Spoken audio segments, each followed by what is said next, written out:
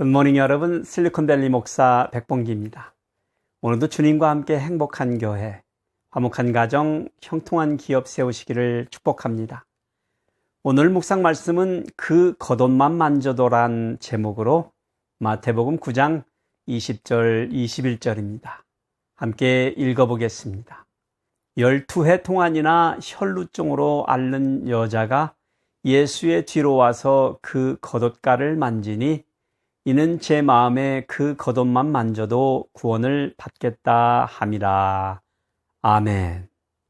오늘의 이야기의 시작은 한 관리의 딸이 죽은 슬픈 이야기로 시작됩니다.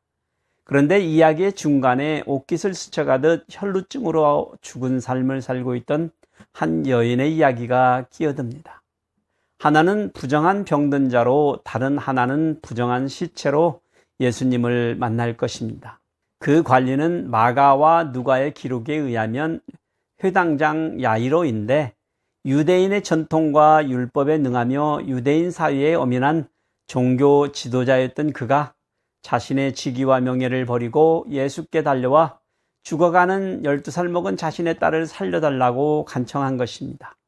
내 딸이 방금 죽었사오니 오셔서 그 몸에 손을 얹어주시면 살아나겠나이다.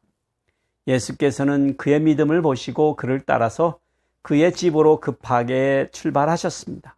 제자들도 예수님의 뒤를 쫓아갑니다. 평소처럼 많은 무리들이 예수의 행렬을 따라서 움직이고 있었습니다.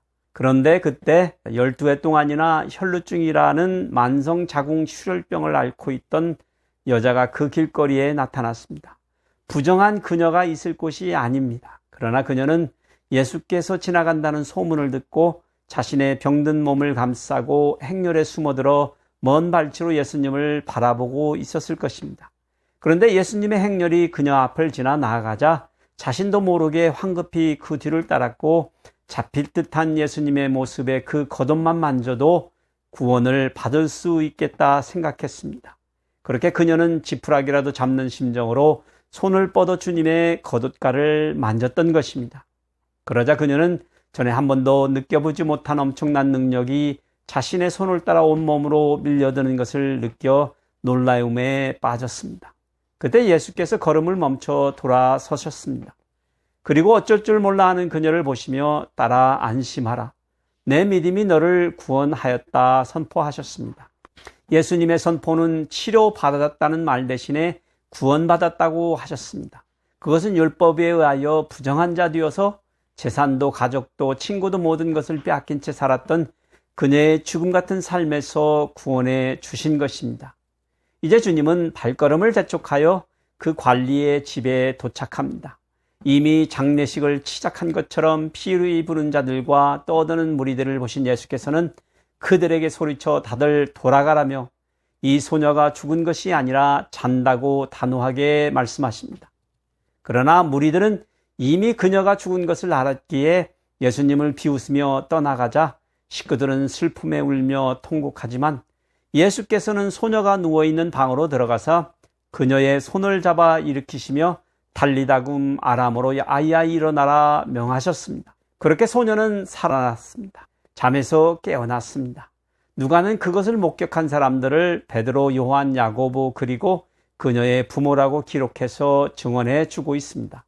사실 모든 것이 부정한 것에 닿으면 부정해집니다. 죽은 것을 살릴 길이 없습니다. 오늘 우리는 부정한 것이, 죽은 것이 깨끗해지고 살아나 구원받는 길을 보았습니다. 그것은 참 생명이신 예수께 직접 컨택트 되는 것입니다. 믿는 것입니다. 그렇습니다.